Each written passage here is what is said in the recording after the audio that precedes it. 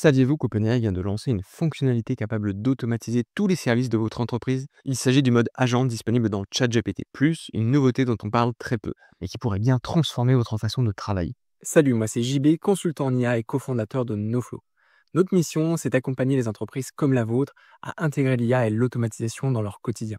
Si vous perdez encore du temps sur les tâches manuelles, on vous aide à les identifier et à les automatiser dans votre organisation. Réservez votre premier rendez-vous via le lien dans la description, c'est sans engagement mais impactant.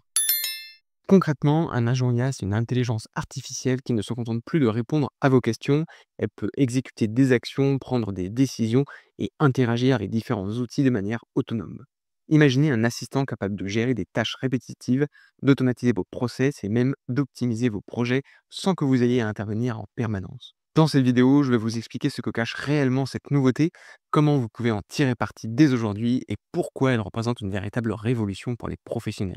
Première information importante, pour accéder au mode agent dans ChatGPT, il vous faut un abonnement ChatGPT+. Une fois que vous avez pris votre abonnement ChatGPT+, vous cliquez sur le petit plus juste à côté de poser une question, et là vous avez une fonctionnalité mode agent. Comme vous pouvez le voir, ce mode agent est pour l'instant limité dans l'abonnement de ChatGPT+. En effet, vous avez uniquement accès à 40 utilisations de vos agents par mois. Quand on clique sur le mode agent, on a premièrement la fonctionnalité agent qui vient de s'activer en bleu. Ensuite, juste en dessous, vous allez avoir des suggestions de questions à poser à vos agents ou de types d'agents que vous pouvez avoir. Et vous avez surtout différentes catégories d'agents. Là, vous voyez, on a les agents de type rapport, c'est-à-dire qu'ils vont rédiger des rapports, des agents de type action, qui vont aller réaliser des actions, par exemple, sur votre navigateur web ou bien dans vos différents outils.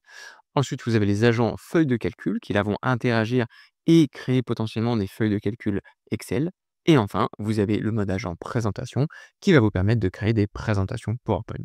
Vous êtes plus de 80% à regarder notre contenu sans vous abonner. Si vous appréciez notre travail, cliquez sur le bouton s'abonner. Ça nous aide énormément et ça nous encourage à vous proposer du contenu toujours plus avancé. Je vous remercie.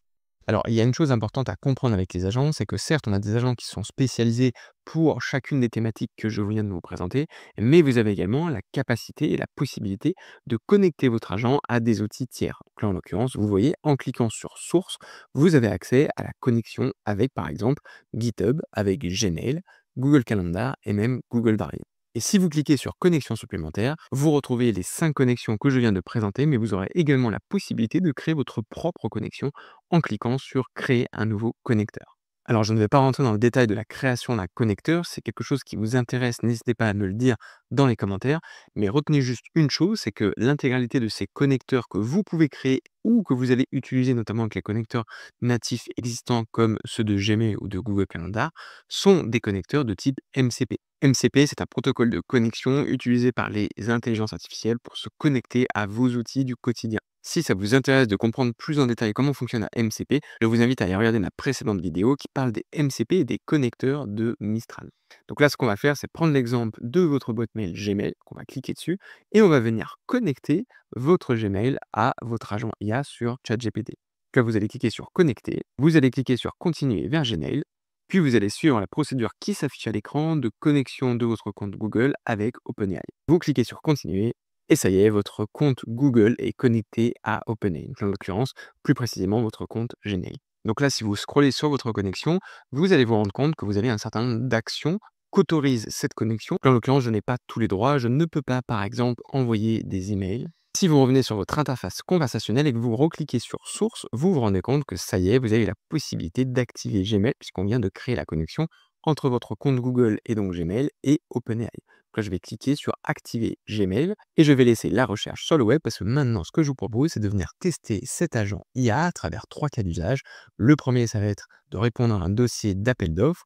Le deuxième, ça va être la création d'une présentation sur la base de cet appel d'offres. Et le dernier cas d'usage, ça va être l'analyse de la boîte mail en lien avec cet appel d'offres. C'est parti pour mon premier cas d'usage où je vais demander à mon agent de venir rédiger un dossier complet et professionnel en réponse à un appel d'offres pour la construction et la rénovation d'un bâtiment. On est parti, je lance ma demande. Donc là, il me dit bien qu'il est en train de préparer le dossier complet en réponse à l'appel d'offres de construction et de la rénovation de bâtiments. Donc là, ce que je vous propose, c'est qu'on le laisse travailler parce qu'il y a quand même un certain temps de réflexion pour que l'agent réalise la tâche demandée. On passe donc au deuxième cas d'usage qui va être la création d'un support de présentation pour détailler ce fameux appel d'offres. On va venir renseigner notre prompt et on lui demande donc de créer un support professionnel en réponse à un appel d'offres, toujours pour la construction et la rénovation d'un bâtiment. Je lui soumets ma demande et là, de la même manière que tout à l'heure, il va m'expliquer comment est-ce qu'il va réfléchir pour venir créer ce support de présentation et il va bien sûr en live venir réaliser les différentes actions. Et donc là, comme vous le voyez en live, il est en train de regarder comment créer ce support de présentation. On va donc le laisser travailler. Ce que je vous propose de faire, c'est d'ouvrir un troisième et dernier onglet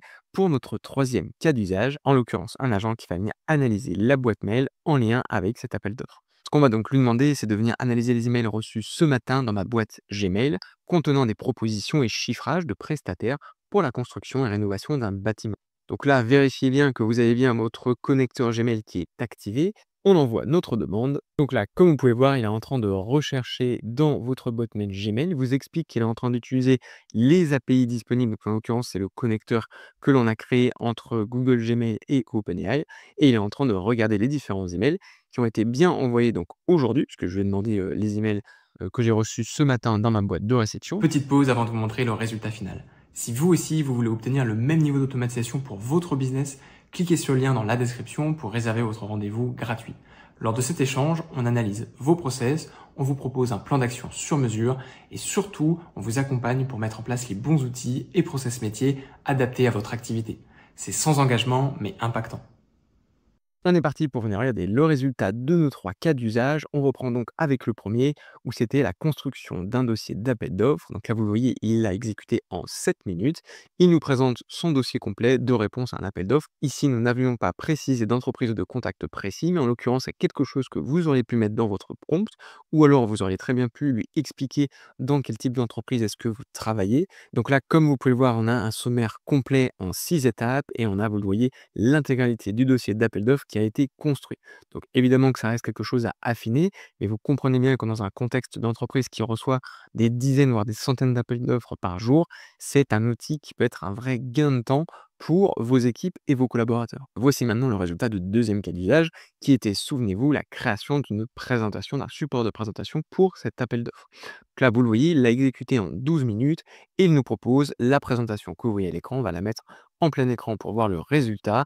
Et vous le voyez, on a un ensemble de slides, 7 en l'occurrence, qui ont été créés avec en premier lieu la présentation de l'entreprise qui évidemment il faudra adapter à votre contexte d'entreprise. On a ensuite les compétences et les références de votre société, puis la méthodologie qui est proposée, le planning prévisionnel, les moyens humains et techniques, et enfin la conclusion et les engagements de votre société.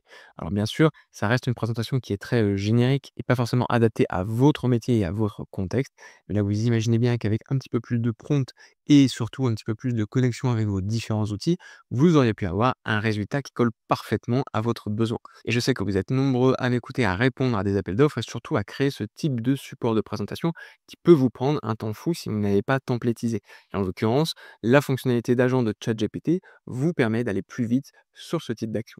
Enfin, troisième et dernier cas d'usage, c'était, souvenez-vous, la lecture de ma boîte Gmail. Donc là, en l'occurrence, il nous explique qu'il a reçu 4 emails ce matin, on va vérifier juste après si c'est bien le cas, de 4 prestataires différents, donc Solenco, Peinture et Décor, Electropro et Bâtir et Plus. Donc là, ce qu'il nous a fait, c'est tout simplement un résumé des différents montants des devis qui ont été envoyés avec les principaux postes de coûts, les délais et les conditions. Il nous a même réalisé une analyse et des conseils supplémentaires sur ce qu'on a reçu. Ça, c'est pas mal, ça peut nous permettre de gagner du temps sur l'analyse. Après, bien évidemment, c'est à vous d'aller vérifier si les informations ont bien été correctement exploitées et comprises. Et donc, en l'occurrence, c'est ce qu'on va faire. On va venir regarder dans notre boîte mail si on a bien reçu les différents emails. C'est bien le cas. On a bien 4 emails avec les différentes entreprises que vous voyez, donc Solenco, Peinture et Décor, Electropro et Bâtir Plus. Si on ouvre le premier, par exemple, on a bien le montant total de la prestation, 22 000 euros, les principales tâches à réaliser, le délai de 4 semaines et les conditions. On vient donc de voir ensemble à quel point les agents IA de ChatGPT, lorsqu'ils s'appuient notamment sur les connecteurs MCP, nous ouvrent un champ d'action impressionnant. On ne parle plus seulement d'un outil de conversation, mais d'une véritable plateforme capable de se brancher à vos applications, vos bases de données, vos systèmes métiers et d'agir en toute autonomie. Merci d'avoir regardé cette vidéo. Pour soutenir notre travail et si elle vous a plu, je vous invite à nous le dire dans les commentaires et à mettre un like. N'hésitez pas à vous abonner et à activer les notifications pour ne pas louper le prochain tutoriel. Je vous dis à la semaine prochaine pour une nouvelle vidéo.